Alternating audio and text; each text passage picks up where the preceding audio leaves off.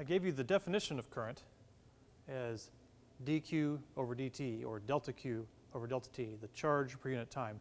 Now let's look at sort of the microscopic model of current.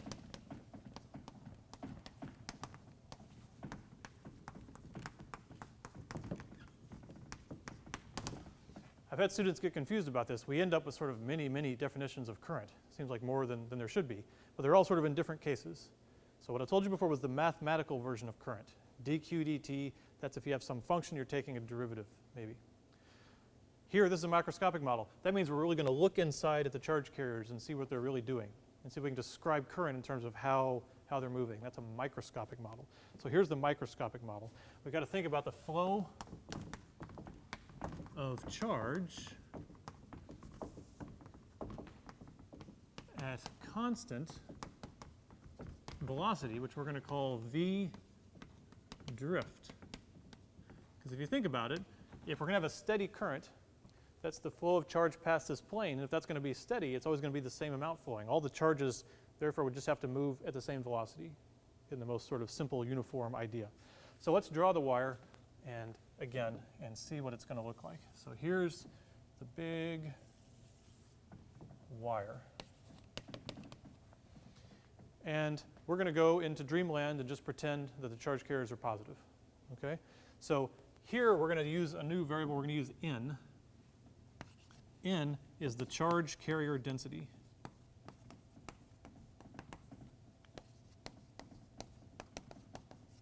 Okay? So there's all these charge carriers in this wire,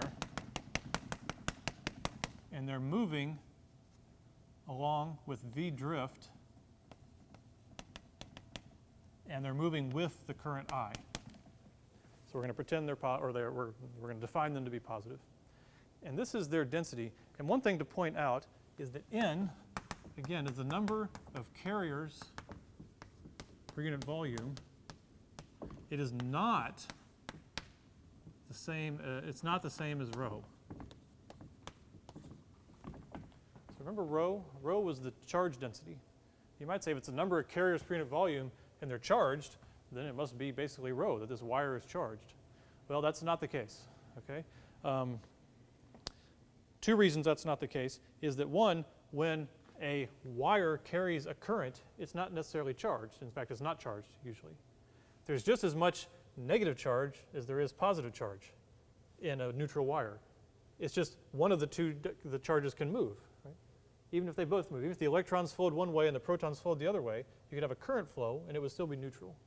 So don't mix these two up. If you actually need the number of carriers per unit volume and you need their actual charge, which we'll need in a minute, you have to multiply n by the charge on each carrier. If it's protons, then it would be multiply it by E. If it's electrons, multiply it by negative E. Okay? So n is literally a number here. Its unit is simply inverse meters cubed. There's no charge in n, okay, lowercase n. Okay, so let's think about our model. Let's see, I, the current, we said was delta Q, delta T. So now let's write that in terms of the microscopic model. So if we pick an area like this, we're going to think about the number of charges that go across that area. And in a unit of time delta T, all the ones that cross that area are going to get to a certain distance to over here. Right? They're going to make it to there. All right?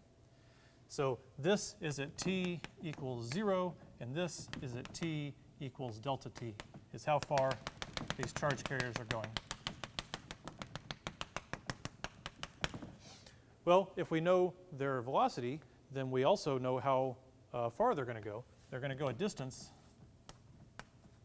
delta x. And since we know their velocity, we could get the relationship as v equals dt. Okay? So now we're equipped to plug in for delta q and delta t. Okay? So the amount of charge is what?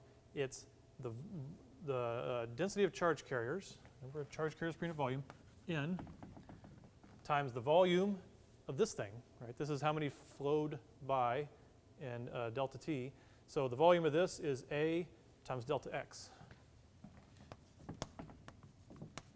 So A is the end cap and delta x is the length.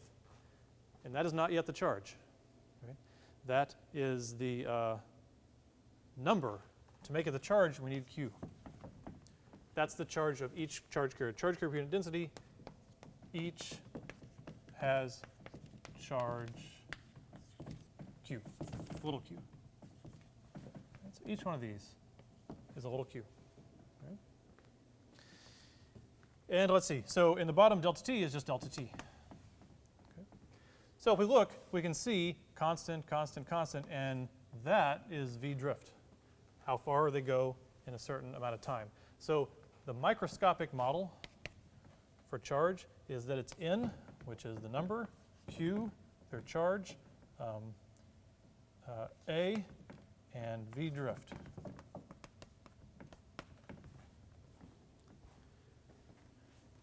So we're going to use that as we think more about charge.